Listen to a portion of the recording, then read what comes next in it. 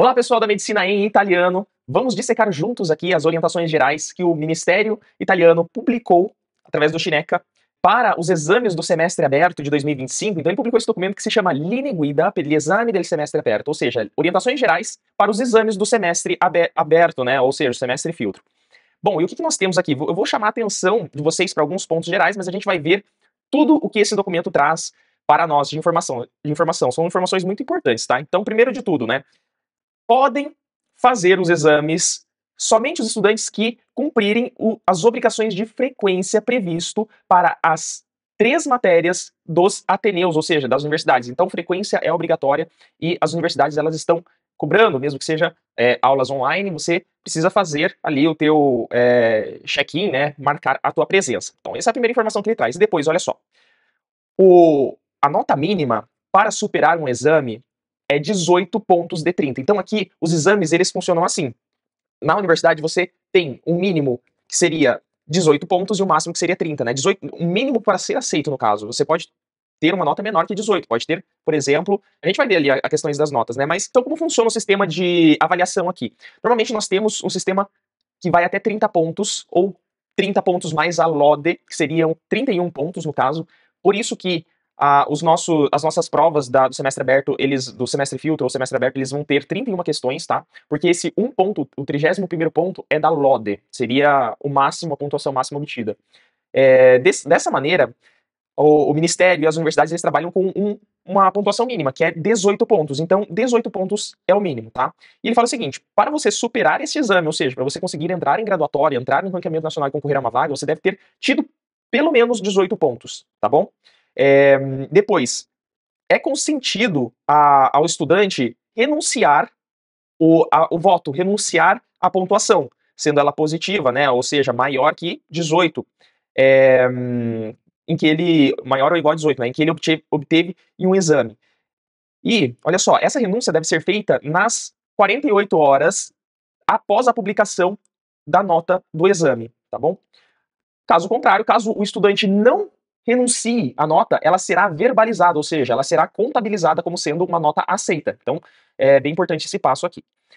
E depois, a renúncia, né, se, por exemplo, no semestre aberto nós vamos ter apelos, o que é apelo? Chamadas, né, nós vamos ter 2 chamadas, uma no dia 20 de novembro e outra no dia 10 de dezembro. Se o aluno fizer a primeira prova no dia 20 de novembro e tirar um ponto, uma pontuação como, por exemplo, 18, mas ele não estiver contente com essa pontuação, ele pode renunciar essa pontuação e tentar essa prova novamente no dia 10 de dezembro, tá? Uma vez que o aluno renuncia esta pontuação da primeira prova, ele não pode voltar atrás. Então é diferente do ano anterior, quando nós tínhamos o ATS programado, que o aluno poderia fazer 2 provas e ele escolhia a melhor nota. Dessa vez, não, dessa vez é totalmente diferente. Dessa vez o aluno tem que fazer a primeira prova da primeira chamada, né, ou seja, do primeiro apelo, e se ele não gostar dessa nota, ele vai renunciar à nota. Se ele renunciar, aí ele pode tentar no segundo apelo e ver se ele consegue tirar uma nota maior, né? Veja que uma vez renunciada a nota, o aluno não pode voltar atrás. Se você tirou 25 no primeiro apelo e renunciou, e depois no segundo apelo você tirou 22, a nota que será possível ser computada vai ser a de 22, que é a nota do seu segundo apelo. A nota do primeiro apelo, você renunciando ela, você acaba perdendo, tá? Então, bem importante essa mudança. E olha só, essa pontuação, né, que você verbalizar, seja do primeiro apelo ou do segundo, vai ser a pontuação que será considerada para você conseguir entrar em graduatória. Graduatória é o ranqueamento nacional. Beleza, então olha só. Cada prova consiste consiste em 31 perguntas, né? Então a pontuação da prova ela vai seguir o seguinte critério. Então, 31 perguntas para cada resposta correta, o aluno vai ganhar 1 ponto. Então, nós teremos, no máximo, 31 pontos, sendo esse 31º a LODE, ou seja, com honras, né? Seria a pontuação máxima. Depois, 0 pontos para cada resposta em branco, então, 0 pontos, beleza? E menos 0,1 ponto para cada resposta errada. Visto isso, como nós temos 0,1 ponto sendo penalizado para cada resposta errada, nós vamos ter alguns critérios de arredondamento, como por exemplo, olha, somente o candidato que tenha superado o exame e conseguido uma pontuação igual ou superior a 18 de 30 pontos, né? haverá esse arredondamento. Para candidatos que tiverem uma pontuação menor que 18, esse arredondamento ele não vai ser feito e, portanto, nenhum ponto será válido para você conseguir, enfim, concorrer à graduatória naquele exame, justamente porque o candidato teve uma pontuação menor que 18. Como, por exemplo, aqui, olha que interessante. Se o candidato tirou 17,8, neste caso aqui, ele acertou 18 questões e errou 2, e o resto deixou em branco. Esse poderia ser um dos cenários, né? Então, neste caso aqui, veja que 17,8 ele não será arredondado para 18. O candidato não terá a pontuação 18 aparecendo como resultado da prova. Ele tirou menos do que 18, portanto, não será uma pontuação válida, tá bom? Somente pontuações acima de 18 que sofrerão um arredondamento, e o arredondamento segue o arredondamento padrão que nós conhecemos. 18,3 vai ser arredondado para 18, 18,5 vai ser arredondado para 19, 19,4 vai ser arredondado para 19, tá? E assim por diante. Beleza.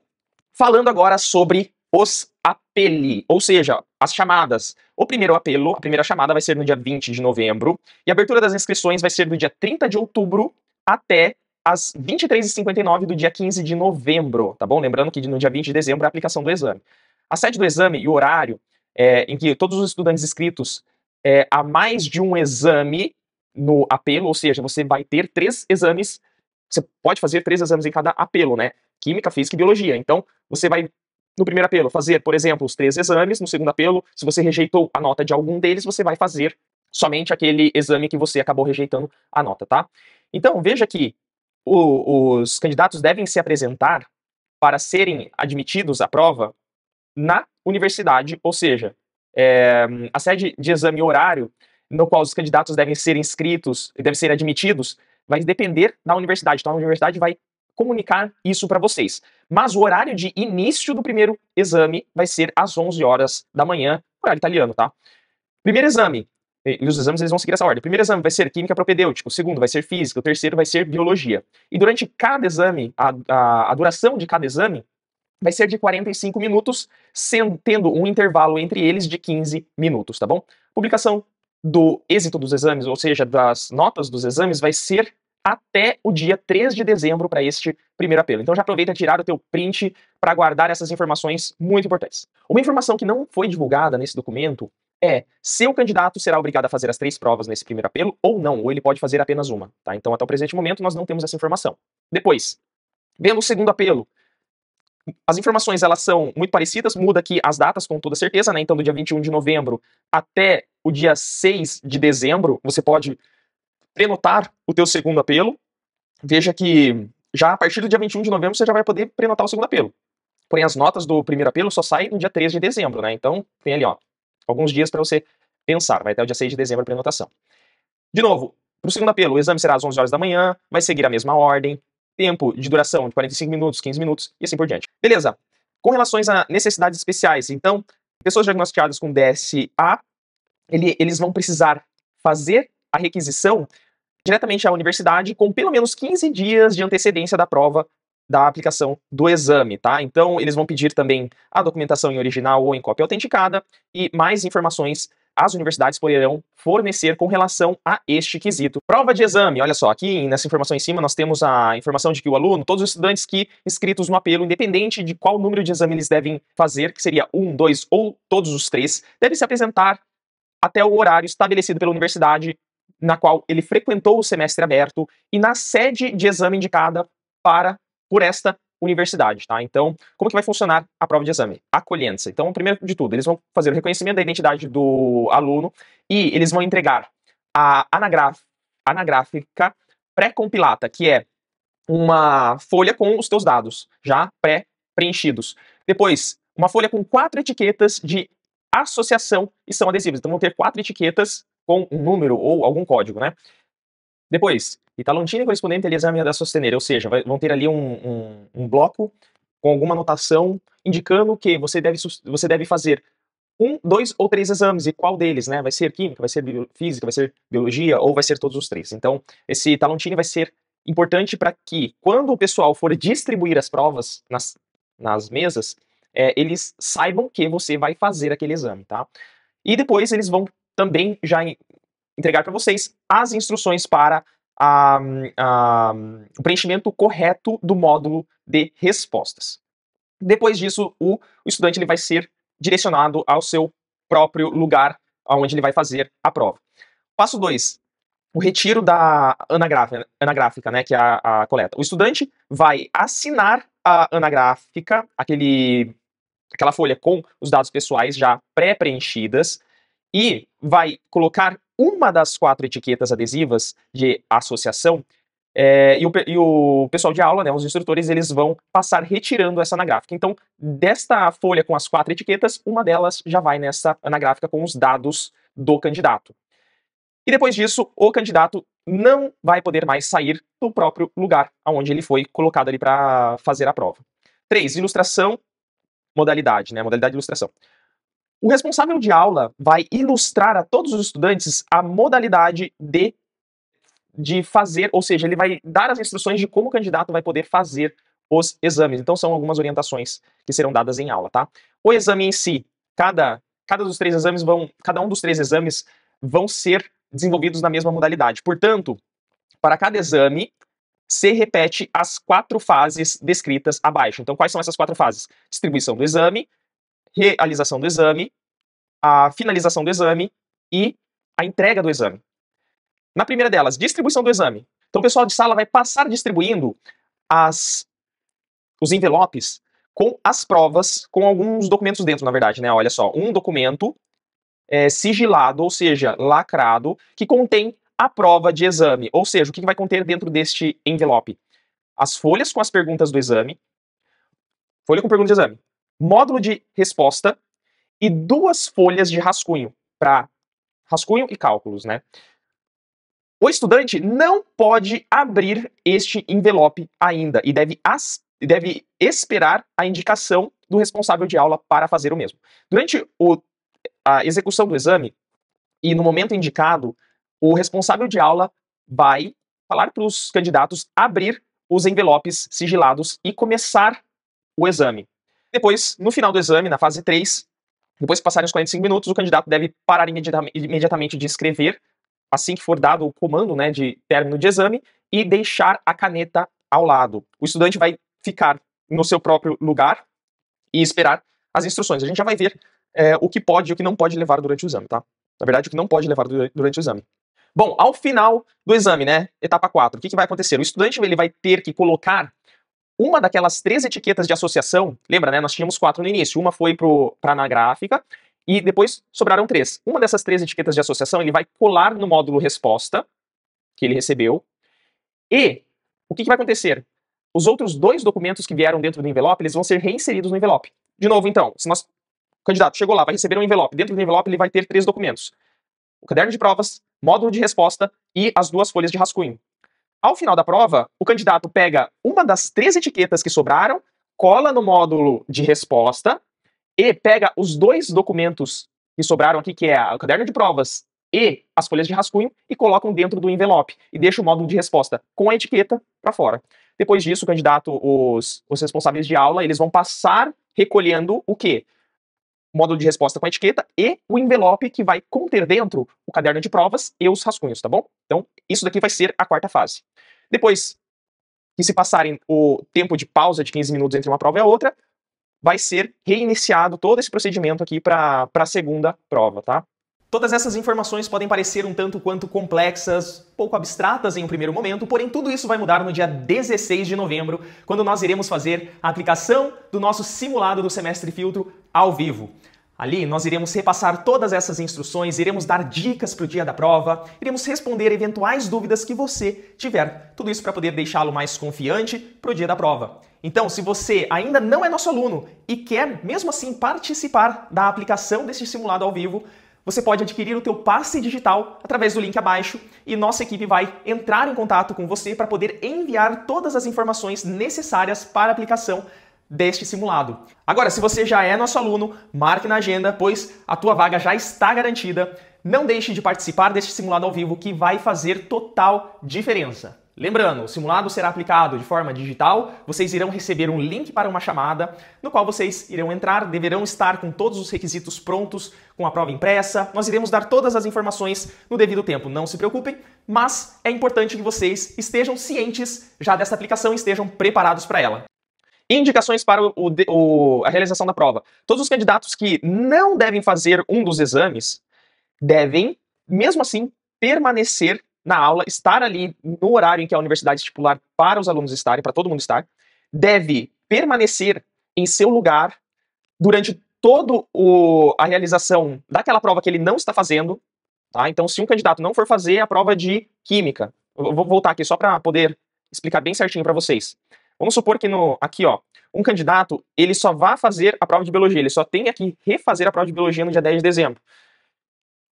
Ele vai ter que estar no horário e local onde a universidade comunicar. O início das provas vai ocorrer às 11 horas e vai ser aplicada a primeira prova de química, o candidato deve estar ali, sentado, parado, esperando. Depois vai ter a segunda prova de física, o candidato vai estar ali, sentado, parado, esperando, até que na terceira prova, que é a prova de biologia, que é a prova que ele vai fazer, né, ele vai conseguir realizar a prova. Então, todos os candidatos chegam na mesma hora e eles saem na mesma hora, independente de qual prova os candidatos precisam fazer, tá bom? Durante o tempo de espera de 15 minutos entre uma prova e a outra, todos os candidatos devem permanecer nos seus lugares, parados, e em cada fase da prova há a possibilidade de pedir para um responsável de aula para poder usar os serviços, aqui no caso seria o banheiro, né, se necessário. Depois no fim do período de pausa, o responsável de aula vai recomeçar o exame sucessivo. Então, 45 minutos de exame, 15 minutos de pausa. Depois desses 15 minutos de pausa, vai ter o próximo exame, vai ser dado início ao próximo exame. Depois do terceiro exame, que é o exame de biologia, o responsável de aula vai declarar como terminado o apelo e os candidatos podem deixar a sala de aula, tá? A sala de aplicação de prova, né, no caso. Nenhum candidato pode deixar a sala ou local de aplicação de prova antes do fechamento da terceira prova de exame. Os candidatos não podem levar para o local de aplicação de prova, aqui os itens proibidos, telefone, outros dispositivos digitais, como por exemplo smartwatch, tablet e etc., fones de ouvido, calculadora, livro, caderno ou até mesmo anotações. Olha que importante, a caneta para o candidato fazer a prova vai ser, e também para ele completar o módulo de resposta, vai ser fornecida pelo pessoal de aula, tá? Pelo responsável de aula. Vou até grifar essa informação aqui. Então, eles vão dar canetas, tá? Portanto, não será autorizado o uso de canetas, lápis ou outros instrumentos para escrita.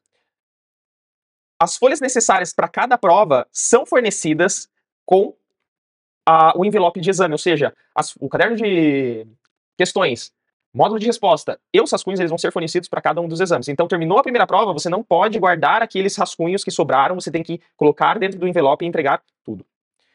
Procedimento. O que vai acontecer? Depois de aberto o envelope, vai se verificar que cada folha do caderno de provas e o módulo de resposta são claramente legíveis. Se por um acaso ocorrer alguma anomalia com a impressão, deve ser avisado o candidato, os responsáveis de aula, para que, isso deve ser feito dentro dos 5 primeiros minutos de aplicação da prova, para que o candidato, para que esse envelope ele possa ser substituído integralmente. De novo, se tiver algum erro de impressão, você vai ter que devolver módulo de resposta, caderno de provas e os rascunhos, colocar tudo no envelope, entregar tudo para o responsável de aula, e o responsável de aula vai te entregar um novo envelope, tá? Não é permitido fazer a substituição parcial, então você não pode substituir parcialmente, vai ter que substituir tudo. Visto que, para cada substituição de prova, né, a ordem das perguntas vai estar numa sequência diferente, ou a ordem do exame, no caso, vai estar numa sequência diferente. É proibido fazer qualquer marcação no teu módulo de resposta, proibido assinar, proibido fazer qualquer outra coisa. Tem que ser preenchido rigorosamente como eles indicarem. E também é proibido se comunicar com outros candidatos e também com o pessoal que está aplicando a prova, sem ser um motivo estritamente ligado à realização da prova, obviamente, né? Procedimentos. Se o candidato quiser anular a sua própria prova, ele pode riscar 2 linhas diagonais na face anterior do módulo de resposta e uma linha diagonal no código de barras situado, que vai estar situado embaixo, no canto inferior direito do mesmo módulo de resposta. Neste caso, o candidato não receberá nenhuma pontuação, né? Então, no módulo de resposta que você vai conseguir cancelar a tua prova, se caso você quiser. A prova de um estudante vem anulada nos seguintes casos. Então, utilizo de material não permitido, como, por exemplo, telefone, como já foi explicado. Qualquer risco, qualquer marca no módulo de resposta também vai causar vai ser anulada a prova. A tentativa de cópia ou tentativa de troca de qualquer material entre os candidatos, ou até mesmo enfim, fazer alguma coisa que não seja permitido, né? Tentativa de cópia, tentativa de qualquer informação relativa às respostas será motivo também de cancelamento da prova do candidato, ou qualquer outra tentativa de violação das regras de prova. Todos os candidatos devem ser responsáveis e fazer muita atenção para não danificar as etiquetas adesivas, tá? Porque essas etiquetas, as 4 etiquetas adesivas que vocês vão receber, vocês vão utilizar para poder identificar, né? Uma vai na anagraf, ou seja, nos seus dados pessoais, e cada uma das outras, elas vão ser coladas no teu módulo resposta de cada uma das provas. Beleza, pessoal? E agora, como que nós podemos fazer o preenchimento desse módulo resposta? Então, aqui nós temos o modelo do módulo resposta, a gente vê aqui as informações do primeiro apelo, o nome da prova. Deixa eu dar um zoom aqui, vamos ver. Não sei se vai ficar bom. A qualidade não está muito boa do PDF que o Moodle nos disponibilizou, mas tudo bem, ó. Primeiro apelo, exame de biologia, módulo de resposta, né? Então aqui vai ter um código de barras. Beleza. O que vai acontecer? Para essa primeira parte, veja que nós temos 15 questões, e essas 15 questões, elas vão estar numeradas de 1 a 15, elas vão corresponder às questões de múltipla escolha, em que nós temos alternativas A, B, C e D, e você precisa assinalar as alternativas corretas. A gente já vai ver como preencher este módulo de resposta. Depois nós temos da questão 16 até a 31, com espaços para você fazer o preenchimento da palavra ou do termo que está faltando, tá bom? Isso aqui são questões são os espaços em que você vai conseguir elencar as suas respostas para as questões de lacunas. Vamos lá, então. Lembrando que nós temos 15 questões de múltipla escolha e 16 questões de lacunas. Questões de múltipla escolha. Como é que nós podemos preencher essas questões de múltipla escolha? Atenção, muito importante isso, tá? Resposta às perguntas. Para cada pergunta de múltipla escolha, se tem apenas uma resposta correta. E vai se marcar a alternativa que você julga como resposta correta com uma cruz, croce, no quadradinho correspondente. Tendo sempre muito cuidado de permanecer dentro das bordas do quadradinho. Olha aqui, vamos ver exatamente como é feito esse preenchimento. Veja que aqui nós vamos ter, no nosso módulo de resposta, a questão 1, ela vai ter a alternativa A sendo marcada como a alternativa que o candidato julga como sendo a correta. Portanto, para você assinalar essa alternativa, você deve fazer um xizinho nesse quadradinho, tá? Não é pintar o quadrado. Muita atenção, porque muito candidato acaba não praticando isso em casa, até é uma sugestão que nós damos. Pratique o preenchimento desse módulo de resposta em casa, porque se você está habituado a fazer alguma outra prova em que você tem que preencher o quadradinho, é muito fácil, na hora da prova, com a atenção que você tem, você esquecer disso e acabar pintando o quadradinho. E não pode pintar o quadradinho, a gente já vai ver o porquê. Depois, correção de uma resposta. E olha só, o que acontece aqui, né? Você vai poder corrigir a tua resposta uma vez. E como que você vai fazer isso? Se a gente for aqui na figura ilustrativa, veja que o candidato, em um primeiro momento, marcou a resposta A como que ele achou que seria a resposta correta. Porém, depois ele viu, ele falou assim, nossa, não é a A, é a C. O que ele vai poder fazer? Ele vai poder pintar o quadradinho da A e marcar a alternativa C como correta. Neste caso, quando ele pintou o quadradinho da A e marcou a C como xizinho, a alternativa que será considerada será a alternativa C, tá bom? E vamos supor que o candidato fez o seguinte, ele tinha marcado a A, queria mudar e pintou o quadradinho da A. Quando ele pintou o quadradinho da A, ele falou assim, não, poxa, eu não vou mudar. É a A mesmo, eu quero marcar a A. Se ele deixar o quadradinho pintado da A, a resposta vai ser considerada como sendo a A. A alternativa que ele marcou vai ser a A. Então, para você marcar uma alternativa, se você deixar um xizinho ou pintadinho, vai ser considerado a resposta A. Porém, se você pintar diretamente esse quadradinho, você não vai ter a possibilidade de mudar essa resposta depois, caso você queira, né? Por isso que, na hora de marcar a resposta, você deve marcar com um xizinho, para ter a possibilidade de alteração dessa tua resposta. Beleza, gente? Depois, o que nós vamos ter? Deixa eu dar um zoom out. Ó, nenhuma resposta dada. Se o candidato deixar a resposta em branco, ela vai ser considerada como em branco, tá? Então, isso daqui já vai ser suficiente para que o candidato não receba nenhuma penalização, mas também não ganhe nenhum ponto.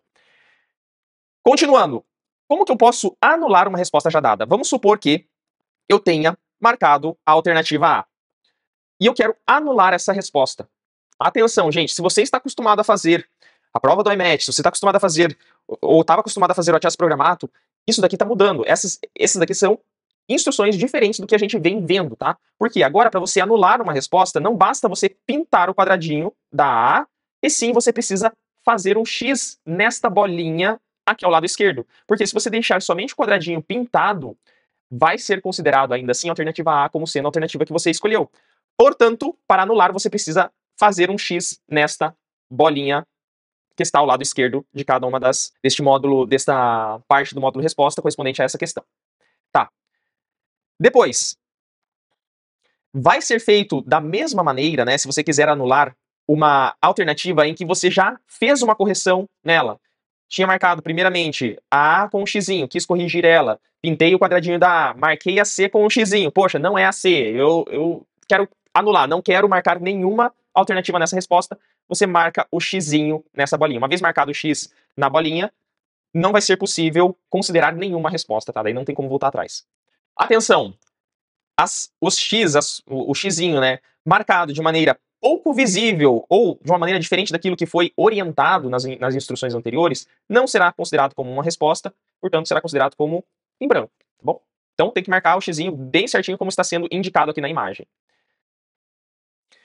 E agora falando sobre as questões de lacunas. Para cada uma dessas questões, para cada uma dessas questões dessa tipologia, nós vamos ter o seguinte: apenas uma palavra como sendo correta, ou um número como sendo correto, ou até mesmo uma expressão matemática que pode conter letras, números e símbolos.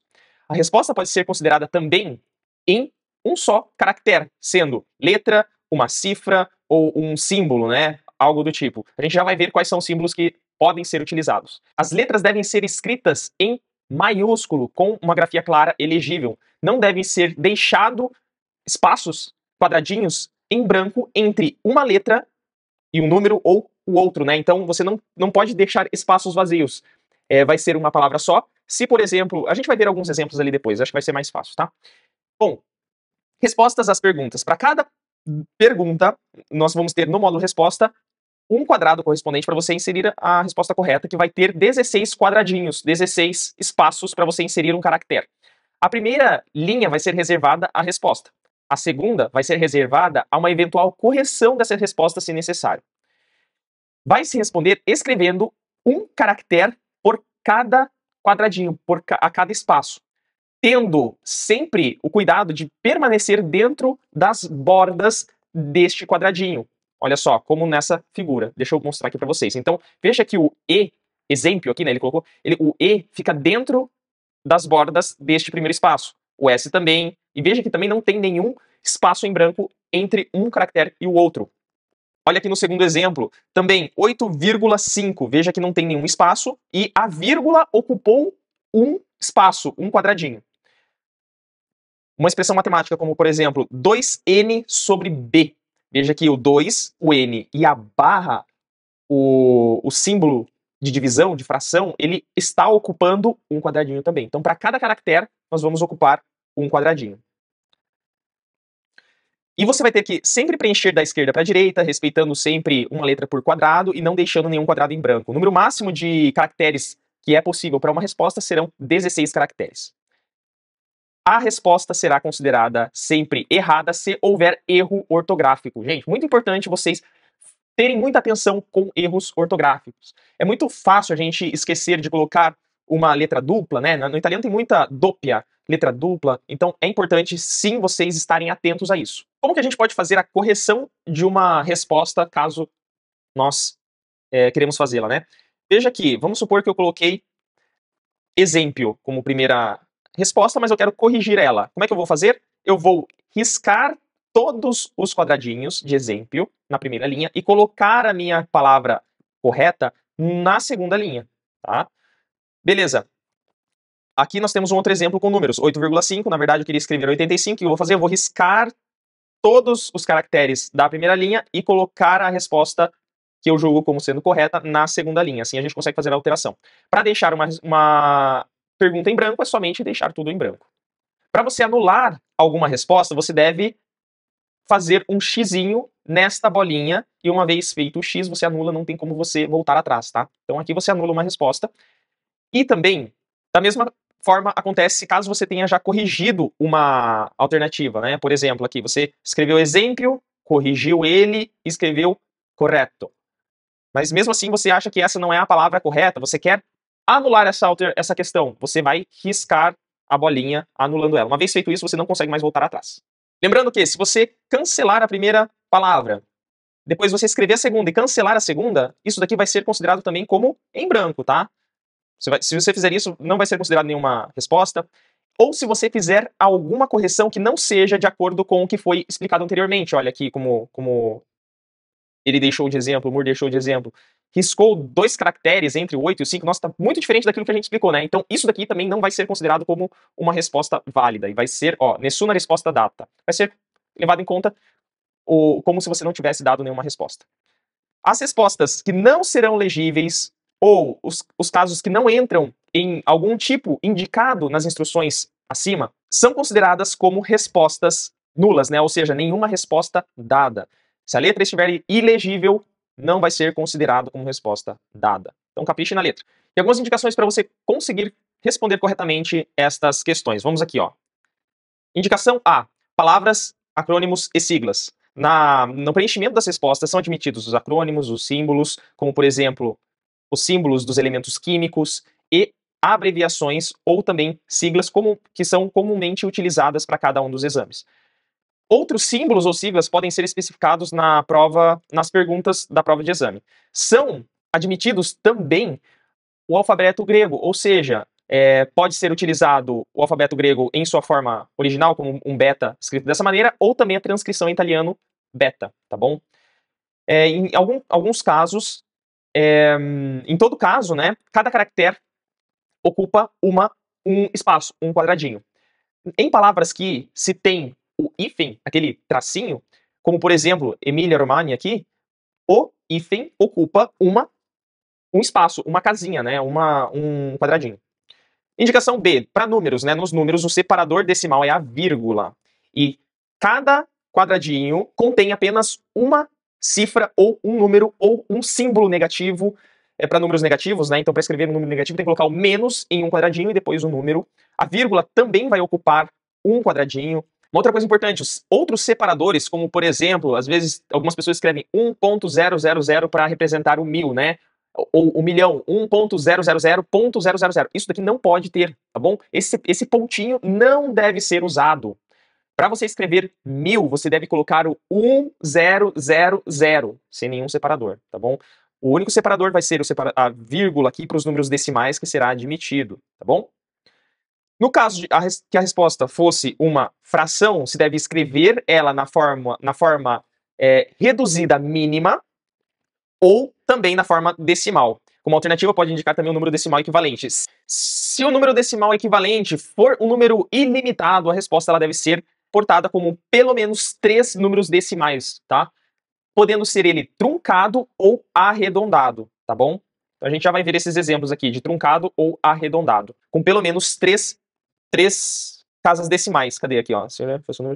Aqui, ó. Pelo menos 3 casas decimais. O símbolo de fração, que é aquela barra diagonal, ocupa sempre um quadradinho. Para cada número admitido, também em notação científica, como por exemplo 1,23 vezes 10 à segunda, veja que aqui nós temos o 1,23, né? Nós devemos ter sempre o cuidado de deixar um quadradinho e escrever de maneira clara o expoente em um outro quadradinho, ou seja, este 2 aqui ele deve ir em outro quadradinho. A gente já vai para alguns exemplos que acho que vai ficar mais fácil de ver, tá? Só vou terminar de ler aqui com vocês. O símbolo da multiplicação também ocupa um quadradinho. Olha, vamos lá. Indicações para a correta o correto preenchimento desse módulo resposta, as expressões e símbolos matemáticos. As expressões matemáticas devem ser escritas sem deixar nenhum quadradinho em branco. Cada caractere, letra, cifro, ocupa um quadradinho só. Nossa, ele está repetindo bastante, então isso aqui ele quer frisar mesmo como você deve completar essas respostas. Os símbolos matemáticos que podem ser usados nas respostas são aqueles elencados na tabela ao lado, além de eventualmente especificados nas perguntas das provas de exame. Então vocês vão poder ter algumas indicações de símbolos a serem usados, além desse, se for necessário. Então, olha só, quais símbolos ele nos trouxe, né? Separador decimal, que é a vírgula, tá? Então, 1,2, essa vírgula vai ocupar um quadradinho. Sinal de menos, mais, sinal de fração, divisão, multiplicação, porcentagem, maior, menor, igual, crescente, em que se refere a uma grandeza física que está aumentando, ou decrescente, diminuindo, é uma setinha para cima, uma setinha para baixo, né? Ou até mesmo constante, se referindo a uma grandeza física. Exemplos. Agora a gente consegue ver um pouquinho melhor como nós podemos preencher. Então, vamos lá. Vamos supor que o resultado da minha conta tenha dado 3,5. Como é que eu devo reportar isso na minha folha de resposta? Eu posso colocar o 3,5 aqui desta maneira, sempre respeitando a vírgula, colocando em um quadradinho só, ou colocar em forma de uma fração reduzida na sua forma mínima, ou seja, 7 divididos por 2. Também pode ser feito dessa maneira. Se for um número negativo, veja que eu tenho que colocar o símbolo do negativo aqui em uma casinha, podendo ser escrito ou na forma de fração ou na forma decimal. Aqui, veja que é um número infinito, então eu considerei 3 casas decimais, trunquei e arredondei. Tá? Então, aqui o menos 1 sobre 3 vai dar menos 0,33333, é uma dízima periódica. Então eu arredondei, trunquei e arredondei. Depois, 1% pode ser representado dessa maneira, pode ser representado na forma de fração ou na forma decimal, tá? 0,01. Pi sobre 2, olha só, agora quando nós temos um número não periódico, nós vamos poder representar ele dessa maneira. Vai ser o símbolo grego pi mesmo, divididos por 2, nessa forma de fração, ou o resultado dessa operação, né, que seria 1,570 ou 1,571. Se eu fizer aqui pi divididos por 2, olha só quanto que eu tenho de resultado. 1,5707. Ou seja, se eu fosse arredondar, eu teria o 1,501. Esse daqui é a forma arredondada, ou ela pode ser usada na forma truncada. Pode ser, então, ou arredondado ou truncado o resultado, tá bom? Truncado é só você passar a régua ali e pegar o número até onde foi. Arredondado é fazer o arredondamento. E se nós tivermos um número que possui um expoente? Olha, o expoente ele deve ocupar um quadradinho também, e o símbolo negativo também deve ocupar um quadradinho, tá? Então, 10 elevado a menos em cima, 4. Veja que aqui a gente tem que tomar bastante cuidado para poder representar de maneira correta este elevado, tá? Então, o símbolo negativo aqui ele tem que estar na parte superior deste quadradinho, para representar realmente o elevado a menos 4, porque senão fica 10 menos 4, né, gente? Não pode. Depois, ele pode ser representado em forma de fração ou na forma decimal. Um número que for um resultado, ele pode ser representado ou na sua forma normal, por extenso aqui, né? Ou na forma de notação científica, que seria 2,1 vezes 10 elevado à terceira. Outros exemplos, nós temos agora utilizando o alfabeto grego como beta-oxidação. Veja que o beta-oxidação ele tem um hífen para separar. E ele pode ser escrito desta maneira ou desta maneira aqui, ó, tá? Transcrevendo o beta para italiano. Se nós tivermos uma expressão matemática com exponencial, lembrando que o exponencial ele tem que estar bem destacado. Se nós tivermos algo como maior que 1, menor que menos 1, maior que menos 1, ou etc., veja que o símbolo ele ocupa um quadradinho, o menos ocupa outro e o número ocupa outro, tá? Grandezas crescentes e decrescentes, grandezas que permanecem igual, podem ser usados esses símbolos aqui. E elemento químico, agora em química pode ser tanto escrito por extenso como ferro, ou usado o símbolo para representar. Veja que esse E aqui embaixo, ele não é uma letra minúscula, mas ele é um símbolo. O FE representa um símbolo químico, tá bom? Então, neste caso, nós estamos querendo representar o símbolo do ferro. É diferente se nós escrevêssemos só FE maiúsculo. FE maiúsculo vai ser o F e o E. Agora, FE, desta maneira, representando o símbolo químico, acaba sendo representado o símbolo do ferro, tá bom? Então pode ser representado dessa maneira também a tua resposta. Bom, pessoal, essas são as orientações gerais que o Moodle disponibilizou pra gente neste documento de linha guida. Desejamos uma excelente prova a todos vocês. que estão se preparando, estão se dedicando com afinco, vão confiantes porque vocês estão se preparando com o melhor que vocês podem dar. Então vão lá, cheguem na hora da prova, estejam tranquilos. É uma prova, vai ser uma prova muito provavelmente desafiadora, mas vocês estão ali para poder vejam a prova como uma oportunidade de expor o conhecimento que vocês adquiriram em todo esse tempo de preparação, tá? E não como uma ameaça, mas sim como uma oportunidade de vocês mostrarem o trabalho que vocês fizeram até agora, tá bom? Um grande abraço, uma excelente prova e até mais. Tchau, tchau.